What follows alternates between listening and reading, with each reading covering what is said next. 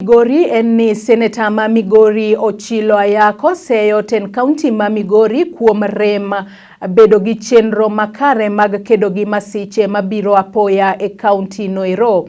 Ochilo owacho ni jatelo mochung'ne kedo ne Masiche Mabiro Apoya onego tima tije maber mondo giked gi masiche makamago e yo makare. Senator noero mane wuoyo e skund sekondari ma Abuao tok masira mar mach wang'o od nindo kata dormitory e skund noero kendo ketho mwandu mathoth manengogi poko yangi. Owacho ni county noero poko ikore makare mar kedo kod masiche mag apaya kendo ne gionge koda nyalo moromo mar reso jopuonjre e skund noero.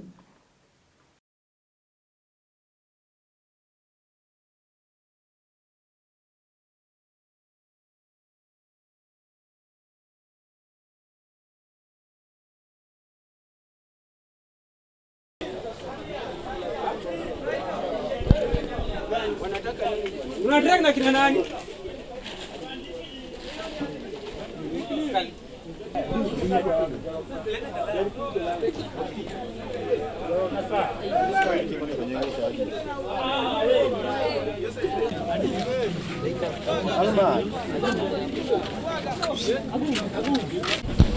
What to do? I don't say.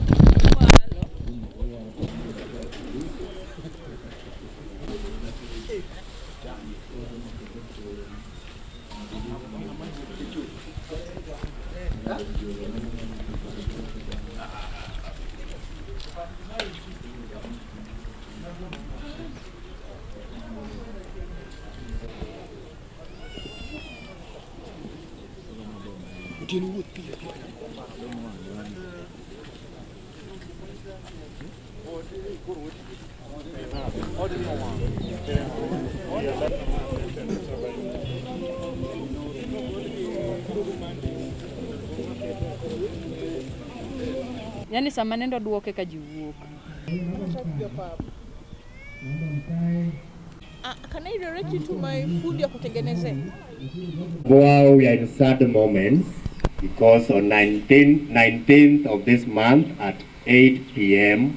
a dome got burned. By the time the incident took place, we were having 194 boys. We thank God so much because it was prep time, teachers were busy teaching, our young Kenyans were in class. All of a sudden, the dome got burnt with everything, mattresses, boxes, uniform, books, just to mention a few. It was so unfortunate. That dome, Form 2 and Form 3, had the boys spending their night in that dormitory. So our 194 boys lost everything. The head teacher called me at night and they wanted to talk about so many things. I was very harsh on him. All this we can replace, but we cannot replace life.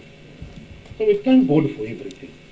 I thank God because when I was elected, I asked God how to work. I asked him to give me wisdom, to protect me, to show me the way. And on Tuesday, I'm going to see the special branch guys. I am disappointed. The county government did not send a fire extinguisher. Did not even bother to know. They only bother to think when you are dead. What a dead county government.